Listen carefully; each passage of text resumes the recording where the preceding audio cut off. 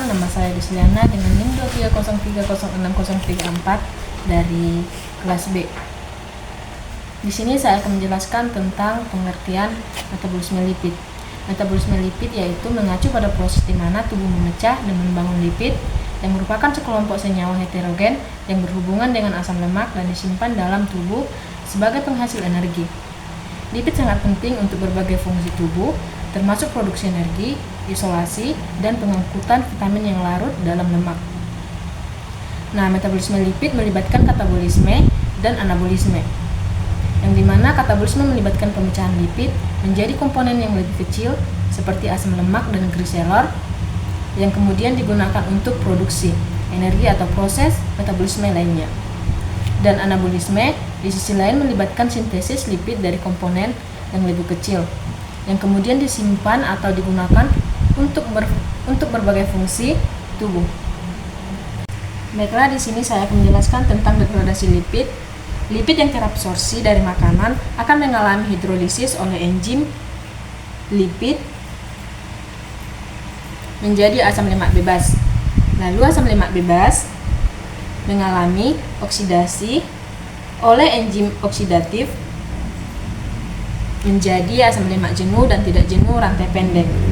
Lalu asam lemak rantai pendek mengalami rantai beta oksidasi untuk membentuk asetil CoA. Lalu asetil CoA memasuki siklus Krebs atau yang biasa disebut dengan siklus asam sitrat untuk menghasilkan ATP yang merupakan sumber energi utama bagi sel.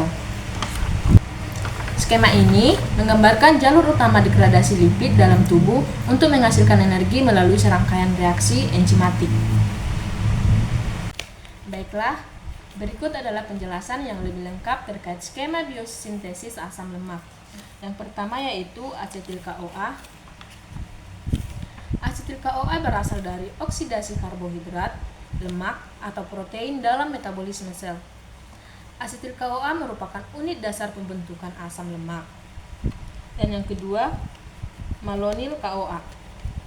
Malonyl CoA dibentuk dari asetil CoA melalui reaksi yang dikatalis oleh enzim asetil CoA karboksilase. Dan yang ketiga, asam lemak sintase. Asam lemak sintase merupakan kompleks enzim yang mengatalisis pembentukan asam lemak jenuh rantai panjang dari asetil CoA dan malonyl CoA melalui siklus reaksi kondensasi. Dan yang keempat, hasil utama dari reaksi yang dikatalis oleh asam lemak sintase adalah asam palmiat atau C16:0 yang merupakan asam lemak jenuh dengan 16 atom karbon. Dan yang kelima, asam palmitat dapat mengalami elongasi rantai karbon melalui serangkaian reaksi yang dikatalis oleh enzim elongase. Hasilnya adalah asam lemak jenuh dengan rantai karbon yang panjang seperti asam stearat C18:0 dan asam arakhidat C20:0. Lalu yang keenam adalah asam lemak jenuh rantai panjang dapat mengalami desaturasi atau pemasukan ikatan rangkap. Melalui reaksi yang dikatalis oleh enzim desaturase, proses ini menghasilkan asam lemak tidak jenuh seperti asam oleat atau C18:1, asam linoleat C18:2, dan asam linoleat C18:3. Nah, yang ketujuh yaitu selain melalui desaturasi, asam lemak tidak jenuh juga dapat dibentuk melalui proses beta oksidasi terbalik yang terjadi di dalam mitokondria. Proses ini memanfaatkan enzim-enzim yang terlibat dalam beta oksidasi asam lemak, tetapi dengan arah reaksi yang terbalik. Dan biosistem asam lemak ini terutama terjadi di hati dan jaringan adiposa atau lemak. Asam lemak yang dihasilkan kemudian dapat digunakan untuk membentuk trigliserida, fosfolipid, dan senyawa lipid lainnya yang penting bagi fungsi sel dan jaringan tubuh. Baik, berikut penjelasan yang lebih lengkap terkait skema biosintesis triasil griselol. Yang pertama yaitu asam lemak.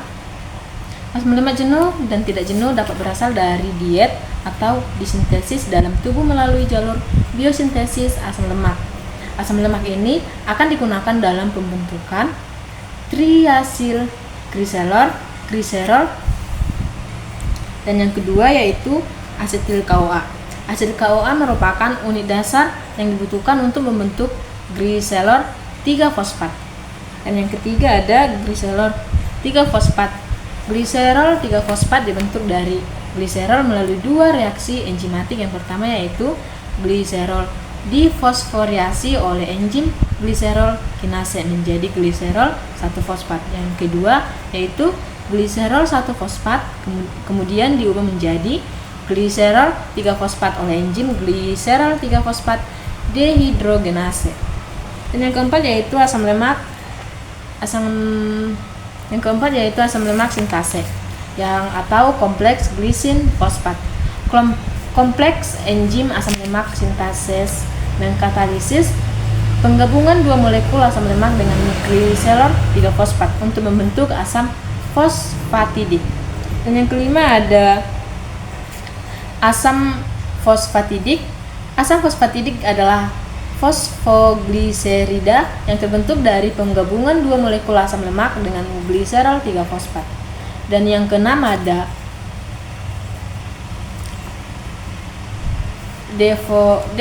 deforfolisasi. Enzim forfatase asam fosfat memediasi defosforilasi asam fosfatidik dengan memindahkan gugus fosfat menghasilkan diacylglycerol. Dan yang ketujuh ada diacylglycerol. Diacylglycerol terdiri dari gliserol dengan dua gugus asam lemak yang terikat. Dan yang ke-8 ada asilasi akhir enzim asil CoA. Diacylglycerol asilan transferase mengkatalisis asilasi akhir dengan menambahkan satu molekul asam lemak lagi pada diacylglycerol menghasilkan triacylglycerol. Yang ke-9 yaitu triacylglycerol merupakan lipid utama penyimpanan energi dalam tubuh, terdiri dari gliserol dengan 3 gugus asam lemak yang terikat. Dan ada beberapa poin tambahan seperti komposisi asam lemak pada triacylglycerol dapat bervariasi tergantung pada jenis asam lemak yang tersedia dan preferensi enzimatik. Juga biosintesis triacylglycerol terutama terjadi di hati dan jaringan adiposa atau lemak. Triacylglycerol dapat disimpan dalam jaringan adiposa sebagai cadangan energi atau diangkut dalam bentuk lipoprotein untuk digunakan oleh jaringan lain. Selain sebagai penyimpanan energi, triacylglycerol juga berperan dalam penyediaan asam lemak untuk membentuk membran sel menghasilkan hormon steroid dan sebagai sumber energi dalam metabolisme sel. Proses biosintesis triacylglycerol diatur secara ketat dan dipengaruhi oleh faktor-faktor seperti ketersediaan nutrisi, hormon, dan kebutuhan energi tubuh. Baiklah, berikut penjelasan yang lebih lengkap terkait skema biosintesis fosfolipid. Yang pertama yaitu asetilgliserol 3-fosfat. Gliserol 3-fosfat dibentuk dari gliserol melalui dua reaksi enzimatik. Yang pertama yaitu A. Gliserol difosforiasi oleh enzim gliserol kinase menjadi gliserol 1-fosfat. Yang kedua yaitu B. Gliserol 1-fosfat kemudian diubah menjadi gliserol 3-fosfat oleh enzim gliserol 3-fosfat dehidrogenase. Dan yang kedua asam lemak sintase atau asam lemak fosfatidik. Asam lemak fosfatidik dibentuk dari penggabungan dua molekul asam lemak dengan gliserol 3-fosfat yang dikatalisis oleh kompleks enzim asam lemak sintase. Dan yang ketiga sitidida trifosfat atau CTP. CTP merupakan senyawa yang dibutuhkan dalam tahap selanjutnya biosintesis fosfolipid.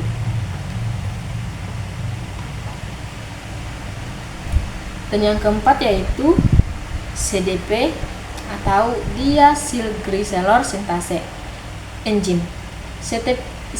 CDP mengkatalisis reaksi antara CTP dan asam fosfatidik untuk membentuk CDP diacylglycerol. Reaksi ini memerlukan ion Mg2+ sebagai konfaktor. Dan yang kelima, CDP glycerol. CDP merupakan prekursor utama dalam biosintesis fosfolipid. Dan yang keenam ada fosfatransferase spesifik. Berbagai enzim fosfatransferase spesifik mengkatalisis transfer gugus kepala polar seperti kolina, etanolomina, serina, inositol atau gliserol dari donor yang sesuai ke CDP diacylglycerol. Masing-masing enzim memerlukan donor kepala polar spesifik. Dan yang kedua ada fosfolipid, hasil akhir dari reaksi yang dikatalisis oleh enzim fosfatransferase spesifik adalah berbagai jenis fosfolipid seperti fosfatidilkolina (PC), fosfatidilignat, anolomina (PE), fosfatidilglycerol (PG), fosfatidilinositol atau PI, dan lain-lainnya. Dan yang ke-8 ada retikulum, endoplasma, dan mitokondria biosintesis. Fosfolipid terutama terjadi di retikulum, endoplasma, dan mitokondria sel. Fosfolipid yang dihasilkan berperan penting dalam pembentukan membran sel, transport lipid, dan pensinyalan sel, serta berbagai fungsi seluler lainnya. Berbagai poin tambahan ada yaitu komposisi asam lemak dan kepala polar pada fosfolipid dapat bervariasi tergantung pada kebutuhan spesifik jaringan dan sel serta ketersediaan prekursor. Dan yang selain biosintesis de novo, fosfolipid juga dapat dihasilkan melalui jalur remodeling di mana asam lemak pada fosfolipid yang sudah ada dipertukarkan dengan asam lemak baru. Enzim-enzim yang terlibat dalam biosintesis fosfolipid diatur secara ketat oleh faktor-faktor seperti ketersediaan nutrisi, hormon, dan sinyal seluler. Fosfolipid yang dihasilkan dapat digunakan untuk membentuk membran sel baru atau diangkut ke jaringan lain melalui sistem sirkulasi dalam bentuk lipoprotein. Baiklah, berikut penjelasan yang lebih lengkap terkait skema biosintesis kolesterol dan steroid. Yang pertama yaitu asetil CoA. Asetil CoA berasal dari oksidasi glukosa, lemak, atau protein dalam metabolisme sel. Dan yang kedua ada HMG, CoA sintase enzim. HMG CoA sintase mengkatalisis kondensasi dua molekul asetil CoA menjadi HMG CoA atau 3-hidroksi 3-metil glutaril CoA. Dan yang ketiga ada HMG CoA reduktase. Enzim HMG CoA reduktase merupakan tahap pengatur utama dalam biosintesis kolesterol. Enzim ini mengkatalisis konferensi HMG CoA menjadi mevalonat. Dan yang keempat ada HMG CoA. Yang keempat ada mevalonat kinase. Mevalonat diubah melalui dua tahap fosforilase yang dikatalisis oleh enzim mevalonat kinase dan enzim lainnya. Dan yang kelima ada IPP dan DMAPP atau isoprenoid. Serangkaian reaksi fosforilasi dan dehidrasi berulang mengubah produk mevalonat kinase menjadi unit isoprenoid atau IPP, isopentenil pirofosfat, dan DMAPP, dimetiltalil pirofosfat. Dan yang keenam ada squalen. Squalen dibentuk dari kondensasi 6 unit isoprenoid IPP, dan DMAPP. Dan yang ketujuh ada lanosterol squalen, mengalami siklisasi untuk membentuk lanosterol yang merupakan prekursor utama kolesterol. Yang ke-8 ada kolesterol. Kolesterol dibentuk melalui serangkaian reaksi enzimatis yang mengubah lanosterol seperti pemindahan gugus metil, migrasi, ikatan rangkap, dan reduksi. Dan yang ke-9 ada steroid atau hormon dan garam empedu. Kolesterol dapat diubah menjadi berbagai jenis steroid seperti hormon, steroid, dan garam empedu melalui proses hidrosilasi, oksidasi, dan isomerisasi yang dikatalisis oleh enzim-enzim spesifik. Beberapa poin tambahan yaitu biosintesis kolesterol dan steroid terutama terjadi di hati, kelenjar adrenal, gonad, plasenta, dan jaringan lainnya yang membutuhkan kolesterol atau steroid. Enzim HMG-CoA reduktase merupakan titik pengaturan utama dalam biosintesis kolesterol yang diatur oleh mekanisme umpan balik dan faktor-faktor seperti insulin, glukagon, dan hormon tiroid. Steroid seperti hormon steroid atau kortisol, aldosteron, testosteron, estrogen, dan lain-lain berperan dalam mengatur berbagai proses fisiologis seperti metabolisme, pertumbuhan, perkembangan, reproduksi, dan respon terhadap stres. Garam empedu atau asam folat, asam fenodeksikolat, dan lain-lain membantu dalam proses pencernaan dan penyerapan lemak dalam sistem pencernaan. Biosintesis kolesterol dan steroid melibatkan berbagai kompartemen seluler seperti sitosol, retikulum, endoplasma, dan mitokondria dengan perpindahan intermediat antara kompartemen tersebut. Kelainan dalam biosintesis kolesterol atau steroid dapat menyebabkan berbagai gangguan metabolik dan penyakit terkait seperti hiperkolesterolemia, penyakit adrenal, gangguan reproduksi, dan lain-lain. Sekian video tentang metabolisme lipid yang dapat saya jelaskan. Jika ada kesalahan, saya mohon maaf dan saya mengucapkan terima kasih.